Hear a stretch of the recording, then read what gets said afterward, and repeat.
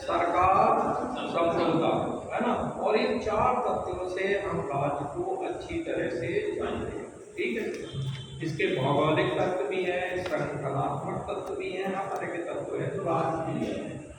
अब आप देखें इसी राज्य के अंदर राष्ट्र होता है, राज्य के अंदर राष्ट्र रहता है, और इवन विश्व में भी राष्ट्र रह सकता है। राष्ट्र क्या है? इसका संबंध भावना से, किससे है? राज्य दिखता है, राष्ट्र नहीं दिखता। राष्ट्र हमारे दिल में बसता है। राज्य यानी जैसे सपोज दैट राज्य अपना भारत और भारत राष्ट्र भी है। तो जब हमारे इस भारत राज्य के प्रति, देश के प्रति हमारी श्रद्धा, विश्वास, हमारी आंतरिक भावनाएं, प्रेम, सहानुभूति, एवरीथिंग जब इसके साथ हमारा कनेक्ट हो जाता है राज्य के साथ, तो उसे राष्ट्र, ठीक है। और जो हमारे अंदर भावनाएं डेवलप होती हैं राष्ट्र को लेकर, उन्हें राष्ट्रीय भावनाएं क्या कहते हैं भाई? हाँ, इसी के साथ आप कहते हैं देश प्रेम। ये राष्ट्रवादी है। देश प्रेम की वजह से आप देखें हमारी सीमा पर पहरा दे रहे सैनिक, वो अपनी जान न्यौछावर करते हैं। और अगर आंतरिक क्षेत्र में दुश्मन हमला करता है तो यहाँ भी हम उसका मुंह तोड़ जवाब देते हैं। तो कहते हैं कि यहाँ एक बेस्ट एग्जाम्पल है जो खास करके आप देखें इग्लू में कौन लोग रहते हैं? एस्किमोज। एस्किमोज देखें आप कितनी विपरीत परिस्थितियों में रहते हैं। उसी को लेकर एक कवि ने एक रचना लिखी है कि हिमवासी जो हिम में तम में जी लेता है कांप कांप कर, वह भी अपनी मातृभूमि पर कर देता है प्राण, है ना। ये कविता आप लोगों ने पढ़ी होगी। तो आप देखें इसका ये भावार्थ है कि कितनी भी खराब परिस्थितियों में रह रहे हों, किसी भी देश में रह रहे हों, हमारा उस देश के प्रति एक प्रेम होता है, एक लगाव होता है, एक श्रद्धा होती है ना, जिसे हम देश प्रेम कहते हैं। तो आप देखें राष्ट्र एक अमूर्त चीज ऐसी है, दैट इज एब्स्ट्रैक्ट। राष्ट्र हमें दिखता नहीं है, राष्ट्र हमारे हृदय में पलता है, आत्मा में पलता है। तो अब हम आप देख रहे हैं कि राष्ट्र का अर्थ क्या है। तो राष्ट्र के लिए आप देखें कोई एक आबादी है जो किसी भौगोलिक क्षेत्र के अंतर्गत रहती है ना, और उसके प्रति उसका जो स्नेह है, उसका जो प्रेम है, उसको हम राष्ट्र प्रेम या राष्ट्रवाद से जोड़ते हैं। अब आप देखिए किसी राष्ट्र के प्रति जब हमारी भावनाएं बहुत तीव्र हो जाती हैं, है ना, और उसको लेकर के जो भी विचारधारा डेवलप होती है उसको हम वाद, क्या बोलते हैं? वाद। जैसे हम लोगों ने पूंजीवाद पढ़ा, व्यक्तिवाद पढ़ा, हम पूंजीवाद आज मैंने सोचा था डिस्कस करेंगे, बट क्वाइट इम्पॉसिबल, ये डिस्कस नहीं हो पाएगा। तो आप देखें इसका अर्थ क्या है राष्ट्र का, कि किसी भौगोलिक क्षेत्र के प्रति वहाँ रहने वाली आबादी आर्थिक कारणों से, राजनीतिक कारणों से, सांस्कृतिक कारणों से जब वो उससे एक प्रेम और एक कनेक्टिविटी उसके साथ जुड़ जाती है तो उसे हम फिर राष्ट्र कहते हैं, ठीक है भाई। इसके लिए तमाम तरह की डेफिनेशन हो सकती हैं, डेफिनेशन इसी तरह घूमेंगी। इसको हमें समझना है, मूल तत्व तो समझ लेना है, भूगोल की बात जरूर होगी, ठीक है, आबादी की बात जरूर होगी। अब उसी में आपको डिफ्रेंशिएट कर देना है कि कौन विचारक जो है भौगोलिक संरचना पे ज़्यादा बल दे रहा है, कौन आबादी पे ज़्यादा बल दे रहा है ना। तो इस तरीके से उनकी डेफिनेशन आपको याद करने में आगे बढ़ना है। विशेषताएं क्या होगी इसमें आप देखें कि जो राष्ट्र है उसके प्रति हमारी स्वाभाविक श्रद्धा होती है, और उस स्वाभाविक श्रद्धा के पीछे क्या होते हैं? कारण होते हैं, विदाउट कॉज नहीं होता है। तो उसमें कारण आप देखें कितने तरह के कारण होते हैं। पहला तो राजनीतिक कारण होता है, जैसे आप देखें कल के दिन हमारे आदरणीय मोदी जी ने संसद भवन का उद्घाटन किया। बहुत सारे हम लोग टीवी पर देख रहे होंगे क्या कुछ हो रहा है, किस तरह वो सिंबल के सामने बिल्कुल दंडवत हो गए, लंबे लंबे हुए, है ना। पता ही नहीं सोनी चुकी है टॉपिक। हाँ, राजनीतिक, सामाजिक, आर्थिक, ये सारे जो है इसके कारण हैं। आप देखें राष्ट्रवाद हमारे यहाँ 1850 के बाद अस्तित्व में आया। कब आया भाई?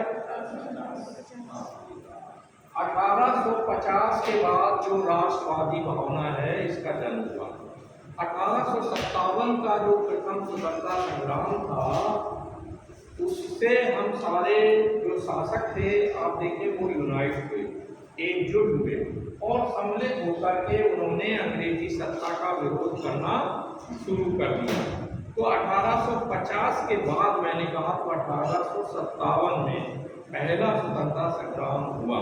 इसके पहले आप देखें तमाम देसी रियासतें, छोटे छोटे रजवाड़े हुआ करते थे और उनकी अंधश्रद्धा, लोग जो उसके देसी रियासत या किसी छोटे राज्य में रहते थे जैसे बुंदेलखंड, रोहिलखंड, पूर्वांचल, ये सब अलग अलग हुआ करते थे और लोगों की श्रद्धा उसके अधीन जो राजा शासन करता था उसके प्रति है ना, और उस क्षेत्र से वो कि मैं रोहिलखंडी हूँ, मैं बुंदेलखंडी हूँ, इस तरह से लोगों की श्रद्धा रहती थी।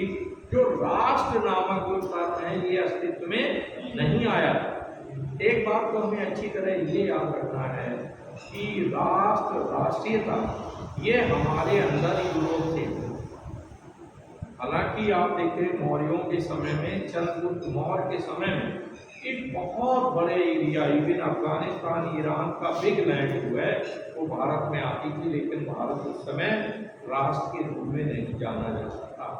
ठीक है, इसके बाद अकबर, औरंगजेब, इन सब ने भी आप देखें विशाल क्षेत्र में, अफगानिस्तान का बिग एरिया भारत में शामिल था, है ना, ईरान का भी था, तुर्किस्तान, कजाकिस्तान का भी एरिया भारत में शामिल था, लेकिन ये सब अलग अलग खंड थे, लेकिन भारत राष्ट्र नहीं था। ठीक है, यस। इसके बाद हम आप देखते हैं कि ये जो राजनीतिक जो कारण हैं वो कौन कौन से कारण हैं। राजनीतिक कारणों में आप देखें राष्ट्रवाद कैसे बढ़ा, हमारा अपने राष्ट्र के प्रति प्रेम कैसे बढ़ा।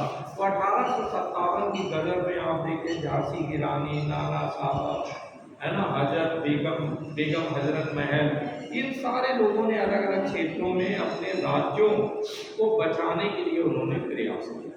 वो कौन सा गवर्नर था जिसने जो है राज हड़प नीति लागू की? लॉर्ड डलहौजी की नीतियों की वजह से भी भारतीयों में राष्ट्रवाद बहुत ज्यादा यानी वृद्धि लिया। दूसरा आप देखें कि नेक्स्ट जो कारण राजनीतिक कारणों में है वो ये है कि आप देखें कि अंग्रेजों ने जो भी काम किए, है ना, बहुत बाद में जाकर अगर सही मायने में हम लोग देखें कि राष्ट्रवाद की भावना एकदम स्पष्ट होकर के कब उदित हुई, वो थी 1885 में भारतीय राष्ट्रीय कांग्रेस का गठन। कब बना भारतीय राष्ट्रीय कांग्रेस का गठन? कब हुआ? 1885 में। और आप देखें इसमें आप देखें विविध धर्मों के लोगों ने, विविध जातियों के लोगों ने और विभिन्न क्षेत्र के लोगों ने मिलजुल करके सम्मिलित प्रयास किया। आप देखें समय समय पर, जैसे 1885 की मीटिंग कहाँ हुई? मुंबई में हुई, इसके बाद कभी इलाहाबाद में हुई, कभी चेन्नई में हुई, कभी कलकत्ता में हुई, यानी देश के अलग अलग प्रांतों में भारतीय राष्ट्रीय कांग्रेस की मीटिंग होती थी। दूसरा, हर धर्म के लोग बनते रहे। पहले अगर पूछ दिया जाए कि पहले मुस्लिम अध्यक्ष कौन थे, तो बदरुद्दीन तैयब ही थे, है ना। जॉर्ज यूले वो पहले यानी ईसाई थे, है ना। और फिर इसके बाद पहले कौन थे? फर्स्ट अध्यक्ष कौन थे भारतीय राष्ट्रीय? WC बनर्जी यानी भूपेश चंद्र बनर्जी थे। तो आप देखिए हर धर्म के लोगों को जोड़ा गया और हर क्षेत्र में किया गया, तो एक क्षेत्रीय एकता ने जन्म लिया। और इसके अलावा आप देखें जो खास करके विविध धर्मों के बीच में भी समायोजन हुआ। 1857 का गदर भी राष्ट्रीयता को बढ़ाने में, राष्ट्रवाद को बढ़ाने में बहुत सफल हुआ। आप देखें विविध धर्मों के लोगों ने, चाहे नाना साहब हो, चाहे बेगम हजरत महल हो, है ना, लेकिन सभी ने, सभी धर्मों के लोग, चाहे बहादुर शाह जफर हो, है ना, सब लोगों ने मिलजुल करके अंग्रेजों को देश से बाहर खदेड़ने का प्रयास किया, है ना। तो इस तरह से आप देखें राजनीतिक कारणों में ये महत्वपूर्ण कारण है। कांग्रेस ने स्पेशली जो है बहुत ज़्यादा वर्क किया। और इसके अलावा आप देखें अंग्रेजों की जो विविध नीतियाँ थी, गांधी जी बाद में उनका पदार्पण हुआ, गांधी ने भी नारा लगाया भारत माता की जय शुरू हो गई, यानी ये भारत के रूप में एक राष्ट्र उदित होकर के आ गया। अब इसका अर्थ कदाप ये नहीं है कि भारत पहले नहीं था, भारत तो सदियों से था, लेकिन वो प्रांतों वगैरह में टुकड़ों में बटा हुआ था, नेशनलिस्टिक फीलिंग नहीं थी। जैसे आज हम नारा लगाते हैं क्रिकेट मैच में भी अगर शुरू हो किसी देश के साथ, तो ऐसा लगता है कि वो वहाँ बॉलिंग कर रहा है, लग रहा हम ही कर रहे हैं, और पूरी तरीके से जोश खरोश में रहते हैं, है ना, कि बस हमारी टीम जीत जाए, अगला बिल्कुल हारना चाहिए। एक शिक्षण लगता है कि आप देखें सब बहुत खुश हो जाते हैं कि बस हम जीत की ओर बढ़ रहे हैं, दैट इज नेशनलिज्म, है ना। राष्ट्रवाद के माने है कि हम अपने राष्ट्र को लेकर जो भी चीजें हो रही उनको लेकर बहुत खुश होते हैं। अब यह है कि राष्ट्रवाद बढ़ा कैसे, है ना। तो आप देखें राष्ट्रवाद को बढ़ाने में जो नेशनल मूवमेंट है वो आगे बढ़ा, स्वदेशी आंदोलन चलाया गया, और अंग्रेजों का जो भी वो हमारा शोषण कर रहे थे डिफरेंट वे में, उसको उजागर किया कांग्रेस ने, है ना। वो बात अलग है कि उसमें अलग अलग तरह के लोग आते रहे, कभी गरम दल वाले आए जैसे लाल बहादुर, ये कैसे थे गरम दल, ये चाहते थे अंग्रेजों को खदेड़ के उत्तर, है ना। दूसरी तरफ नरम दल वाले थे जो आसानी से चाहते थे कि आराम से बहुत संवैधानिक तरीके से अंग्रेजों का विरोध किया जाए। तो फिलहाल आप देखें कि राजनीतिक कारण भी इसके बहुत सारे थे, है ना। इसके अलावा दूसरा आप देखें सामाजिक कारण क्या थे। सामाजिक कारणों में आप देखें अंग्रेजों ने जो जो काम किए वो कहीं ना कहीं हमारे लिए लाभान्वित होते गए। आप देखें इसमें सामाजिक कारणों में एक तो हम पुनर्जागरण आंदोलन को देखेंगे, इसको देखेंगे पुनर्जागरण आंदोलन। जो पुनर्जागरण आंदोलन है रेनेसां, वो भारत में शुरू हुआ 17वीं 18वीं शताब्दी में, और राजा राममोहन राय से लेकर दयानंद सरस्वती, विवेकानंद, ये सारे लोगों ने जो है भारतीयों को जगाने का प्रयास किया। स्वामी दयानंद सरस्वती ने कहा कि हमारे अपने लोगों का शासन, जो हमारे स्वदेशियों द्वारा हम पर जो शासन किया जाता है वो कितना भी बुरा हो, लेकिन वो विदेशी सत्ता से बहुत ही अच्छा होता है। उन्होंने नारा दिया वेदों की ओर लौटो, बैक टू वेदास, यानी वो अपनी संस्कृति का, है ना, वो कर रहे थे। इधर आप देखें जोड़ने का काम किया राजा राममोहन राय ने। राजा राममोहन राय ने उस समय जितनी भी कुप्रथाएं थी, जैसे सती प्रथा है ना, बाल विवाह है, इन सभी का पुरजोर विरोध किया, है ना। तो इससे भी आप देखें सामाजिक जागृति आई, राष्ट्रवाद की भावना आई। इसी बीच आप देखें स्वामी विवेकानंद जी ने जाकर 1893 में शिकागो में झंडा गाड़ दिया, है ना, कि भारतीय धर्म एवं संस्कृति बहुत ही श्रेष्ठ है ना। उन्होंने दूसरे धर्मों के प्रति भी अपनी श्रद्धा को उजागर किया। तो दुनिया ने जाना कि भाई जो विदेशियों में ये था कि भारत जो है जादूगरों और सपेरों का देश है ना, ये विकसित नहीं है। जब स्वामी विवेकानंद को वहाँ दुनिया के तमाम देशों के धर्माचार्यों ने सुना, तब उन्हें पता लगा कि अरे भारत तो वैचारिक रूप में बहुत ज़्यादा सुदृढ़ है ना। तो इस तरह से आप देखें कि जो राजनीतिक कारणों ने खास करके जो तमाम प्रांतों के जो शासक थे उन्हें भी अब लग रहा था कि आपका रोल हमें एक देश की ओर बढ़ना चाहिए, और इस फीलिंग को सबसे ज़्यादा बढ़ाने का काम भारतीय राष्ट्रीय कांग्रेस ने किया, है ना। उसमें विविध टाइम पर अलग अलग लीडर्स आते रहे जिन्होंने स्वतंत्रता संग्राम को आगे बढ़ाया, स्वदेशी मूवमेंट एक्सेट्रा, ये सब इसी के कारण है ना। आर्थिक कारण, सामाजिक कारणों में एक कारण और भी लेते, ट्रेन, रेलवे क्यों चलाई गई? रेलवे चलाई गई थी कि जिससे कच्चा माल भारत के विभिन्न क्षेत्रों से ट्रेन के द्वारा लाया जा सके बंदरगाहों तक, और वहाँ से ब्रिटेन भेज दिया जाए, जैसे रेशम वगैरह जो भी है ना।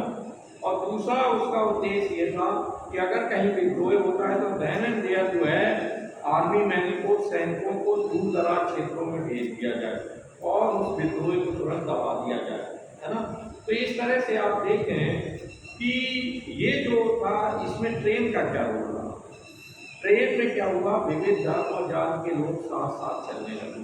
पहले भारत में छुआछूत बहुत ज़्यादा था, एक व्यक्ति दूसरे जात के व्यक्ति के साथ ना तो मिश्रण कर सकता था, वार्तालाप भी अपनी जाति के साथ ज़्यादा इंटरेक्शन होता था। अब मजबूरी ट्रेन के डिब्बे में साथ साथ बैठे हैं, आप लंच भी लिए हुए हैं तो साथ में खा रहे हैं। पहले ये था वो छू लेगा तो छूत हो जाएगा, अब वो सब साथ साथ खाने लगे, पीने लगे। तो आफ्टर ऑल आप देखें कि ट्रेनों ने भी सामाजिक एकता कायम की और ये सामाजिक एकता बाद में राष्ट्रवाद के को बढ़ाने में सफल हुई। अंग्रेजों की एक चीज़ ये देखना है कि उन्होंने जो समय समय पर विविध नीतियाँ, चाहे वो राजनीति हो चाहे सहायक संघ, सहायक संघ किसने कौन लाया था, गवर्नर जनरल, जीके में याद रखना है, कौन लाया था सहायक संधि, क्यों भाई गवर्नर पता है, लॉर्ड डलहौजी की हड़पनी और कॉर्नवालिस, किसकी थी ये, कॉर्नवालिस लाया है सहायक संधि वाला, कॉर्नवालिस, है ना। वेले जली की है, किसकी है, इसका स्थायी बंदोबस्त किसका है, वेले जली, वेले जली ये सहायक संधि लेकर के आया, है ना।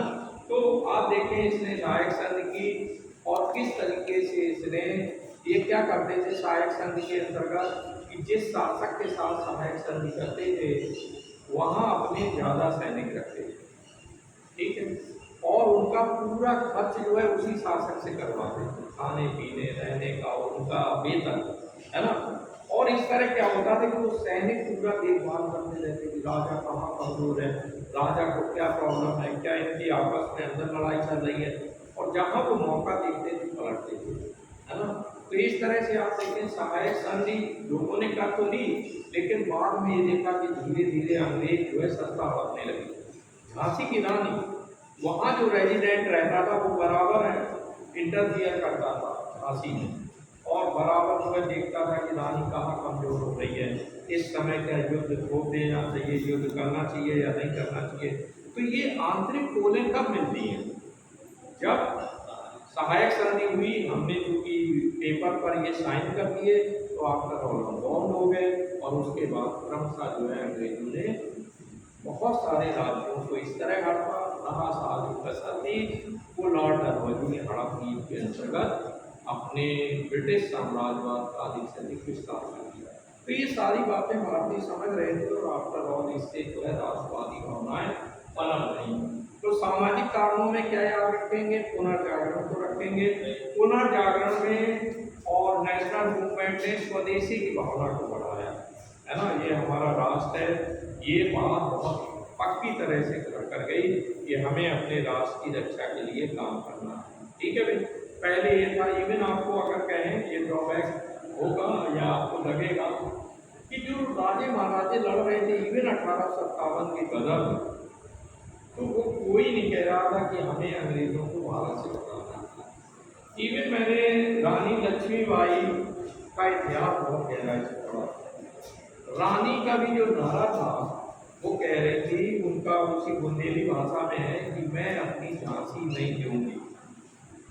क्या नारा, मैं अपनी वो ये नहीं कह रहे कि हम भारत से भगाएंगे, क्या नारा था कि मैं अपनी झांसी अंग्रेजों को नहीं दूंगी।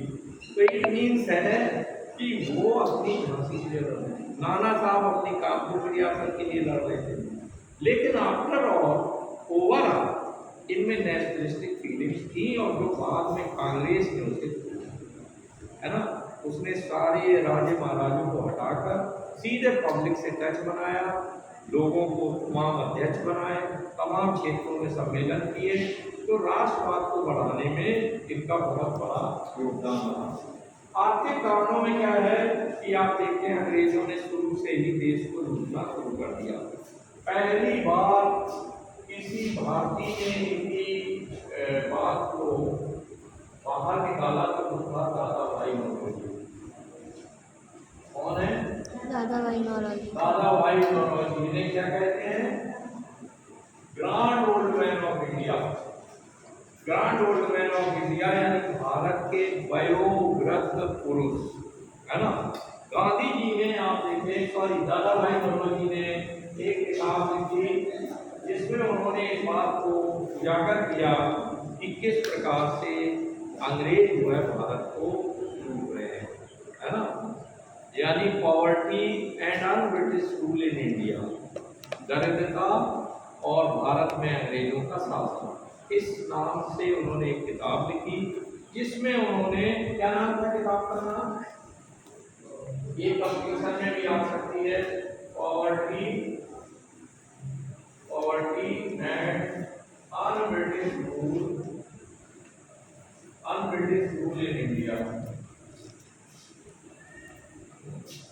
Rule in India. इस किताब में दादा भाई नौरोजी ने वो सारी चीजें पूरी तरह से क्लियर कर दी कि अंग्रेज हम पर दो तरफा मार कर रहे हैं। एक तरफ तो कच्चा माल अपने देश में ले जा रहे हैं, है ना, वहां पर प्रोडक्शन कर रहे हैं और तैयार माल यहाँ ला रहे हैं। कच्चे माल पर उन्होंने टैक्स कम कर दिया कि जिससे आसानी से उनकी मंडियों तक कच्चा माल पहुंच सके, तो आयात उन्होंने रिलैक्स कर दिया और वहां से उनका जो निर्यात था उसे आसान कर दिया, है ना। और हमारा जो निर्यात था उसके लिए उन्होंने रूलिंग बहुत टफ कर दिया। दूसरा, आप देखें, इसी बीच 18वीं सदी में ब्रिटेन में औद्योगिकरण हो गया। औद्योगिक क्रांति कहाँ हुई सबसे पहली बार? ब्रिटेन में, जिसकी वजह से आप देखें कि वहाँ मशीनों का आविष्कार हुआ और बहुत बड़ी मात्रा में प्रोडक्शन शुरू हो गया और उस प्रोडक्शन को उन्हें जो है अपने उपनिवेशों में खपाना था। उपनिवेश भारत था, दुनिया के तमाम देश उनके गुलाम थे, तो वहाँ वो तैयार माल जो है वो सप्लाई करने लगे, है ना। तो ये बात सारी उन्होंने दिखाई। दूसरा आपको बता दें कि स्पेशली जो अंग्रेज अधिकारी होते थे, भले वो सेम पोस्ट पर हो, अंग्रेज अधिकारी का वेतन 4 से 10 गुना ज़्यादा होता था भारतीयों से। भारतीयों को कम वेतन दिया जाता था और जो अंग्रेज अधिकारी था उसको अधिक वेतन दिया जाता था और इस तरह से हमारे देश की पूंजी उधर जाती थी। चाहे प्रथम विश्व युद्ध हुआ हो, चाहे सेकेंड वर्ल्ड वॉर हुआ हो, पूरा भारतीय खजाने से अंग्रेजों ने खर्च किया। पूरा भारतीय खजाने से अंग्रेजों ने हमारी सेनाओं को ले गए, लड़ाया, जो भी खर्च आया वो टोटल हमारे ही खजाने से वो खर्च कर रहे थे।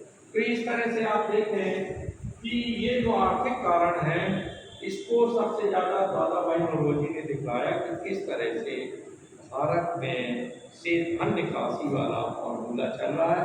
अंग्रेज तेजी से भारत से धन निकाल कर भी देख रहा है। एक मोटी बात हमें ये समझनी है कि अंग्रेजों से पहले जो भी शासक आए हैं, तो 2-4 लुटेरों को आप छोड़ दो, बाकी सभी शासकों ने देश में यही पैसा लगाया और यहीं बस गए। चाहे आप एक उसको महमूद गजनवी को छोड़ दो, है ना, इसके अलावा नादिर शाह है और तीसरा एक अहमद शाह अब्दाली है। अहमद शाह अब्दाली और नादिर शाह अफगानिस्तान के थे और ये एक शासक जो महमूद गजनवी था वो गजनी यानी तुर्की था और तुर्क से आकर उसने अटैक किया था। तो ये तो लुटेरे थे, यहाँ अटैक किया और लूट करके मार ले। इसके बाद जो यहाँ स्थायी जिन लोगों ने शासन किया, चाहे मुगलों ने किया हो, है ना, या सल्तनत काल के दूसरे शासकों ने यहाँ पर रूल किया हो, उन्होंने अंग्रेजों की तरह वर्क नहीं किया। उन्होंने यहीं पर कमाया, यहीं पे लगाया। किसी ने ताजमहल बनाया, किसी ने कुतुब मीनार बनवा दिया और यहीं पर बस गए, है ना। वो गए नहीं देश छोड़कर, वो कुछ चल लोग। अंग्रेजों ने कभी इस देश को अपना देश नहीं समझा। इसीलिए आप देख रहे हैं 1947 के बाद क्या हुआ, अंग्रेज अब ताजमहल देखने आते हैं। क्या कहीं आपको दिखते हैं कि यहाँ बस गए वो इंडिया में? नहीं बसे। उन्होंने हमेशा अपने को विदेशी माना और यहाँ से ज़्यादा धन निकासी के लिए वो बराबर लगे थे। ठीक है, तो आप देखें आर्थिक कारणों में आर्थिक कारण सबसे मजबूत कारण है। आप देखें, इसमें आप देखें कि उन्होंने कृषि को लेकर के भी, कृषि पर भी कंट्रोल करना शायद तो नहीं होगा। हो गया सर। कृषि को भी उन्होंने बाकायदे आप देखें स्थायी बंदोबस्त, है ना, और इसके अलावा तमाम तरह की रैयतवाड़ी व्यवस्था, इस तरह से आप उन्हें आप देखें कि वो बाकायदे किसानों से हमदर्दी नहीं रखते थे।